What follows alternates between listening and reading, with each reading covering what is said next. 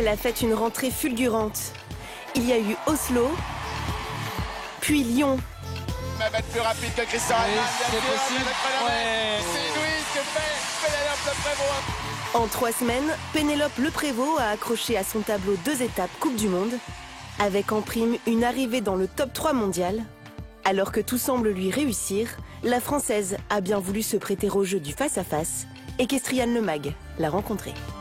Bonjour, je suis Pénélope Le Prévost, bienvenue dans le face-à-face. Quel regard portez-vous sur tout ce chemin parcouru ? Mon parcours était un peu différent de la plupart des autres cavaliers dans le sens où les autres ont voulu être de grands champions depuis petit.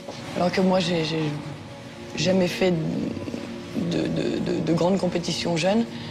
J'en ai fait beaucoup parce que j'étais complètement accro, ça c'est sûr, et j'avais la chance de monter beaucoup de chevaux différents, mais dans des petits niveaux. Et voilà, au début, je rêvais de faire des B1.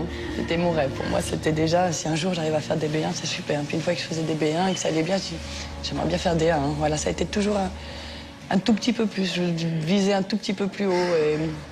Et puis la vie a fait qu'à chaque fois, j'ai rencontré un cheval ou des propriétaires qui m'ont confié un cheval qui justement pouvait me permettre de passer le niveau. Donc voilà, c'était du petit à petit, toute ma vie comme ça. Vous êtes aujourd'hui dans le top 3. Jusqu'à quel point la ranking est importante pour vous ? Pour moi, la ranking, elle est importante pour aller au concours. C'est-à-dire qu'il faut être dans les 30 meilleurs mondiaux pour avoir accès aux plus beaux concours au monde. Ensuite, d'être dans les 10 meilleurs mondiaux pour les Coupes du Monde, c'est quand même bien pratique parce qu'on peut choisir nos concours, on n'a pas besoin de l'accord de notre fédération. Il n'y a pas de qualif pour le Grand Prix, donc ça, c'est quand même bien confortable. Après, je dirais être 9e ou 2e, ça change pas grand-chose, à part qu'effectivement, ça fait plaisir. Si un jour, quand je serai vieille, je peux raconter à mes petits-enfants que j'ai été une fois dans ma vie numéro 1 mondial, bon, allez, pourquoi pas. Maintenant, je peux oser rêver à ça. Les prudences sont intervenues dans votre carrière. Que vous ont-ils apporté ? J'ai été vers Katie après les championnats du monde avec Flora. C'était un moment un peu difficile pour moi parce que je connaissais peu la jument. Et on n'avait que très peu de grands prix ensemble, très peu de Coupe des Nations. Et sur le moment, voilà, je me sentais un peu seule pour des décisions pareilles, prendre des décisions de choix de foulée dans le parcours et au paddock, savoir si je ressaute un obstacle, si je ressaute un auxerre plus large. Après ce championnat, à la cérémonie de fermeture, j'étais avec Henri et Katie et j'ai dit il m'aurait fallu quelqu'un comme vous, à la base je parlais à Katie d'ailleurs, comme toi Katie, pour m'aider, pour me rassurer, pour que j'ai pas tout ce poids. Et finalement Henri est venu passer la semaine avec moi, voir comment je fonctionnais, et apprendre à connaître mes chevaux. Et voilà, c'était super. Et ils viennent de temps en temps, c'est très agréable. Vous avez l'air sûr de vous, l'êtes-vous vraiment ? Je sais pas. Sur 2 mois, je dirais ni oui ni non. Je suis pas quelqu'un qui doute, mais de la dire sûr de moi, je sais pas. Je sais pas répondre à cette question. Je suis comme je suis. Vous n'êtes pas issu d'une famille de cavaliers. Quel regard, justement, votre famille porte sur vos choix de vie ?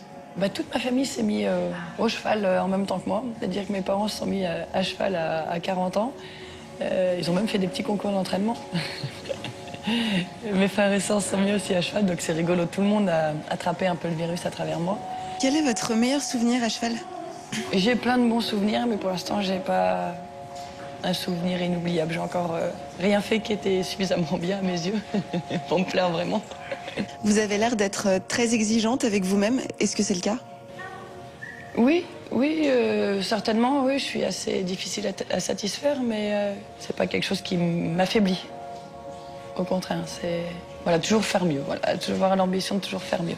Moi, j'ai aussi une notion qui est assez importante chez moi, c'est la manière de laquelle c'est fait. C'est-à-dire que, par exemple, à Lyon, j'étais vraiment contente parce que j'ai l'impression d'avoir vraiment gagné.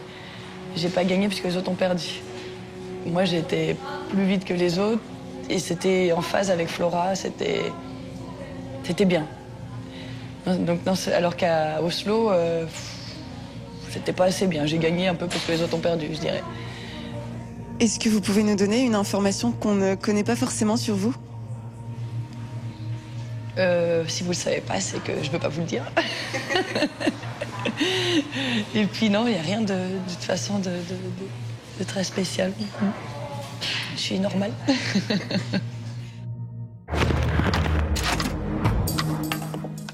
Voilà, un moment assez particulier avec la championne.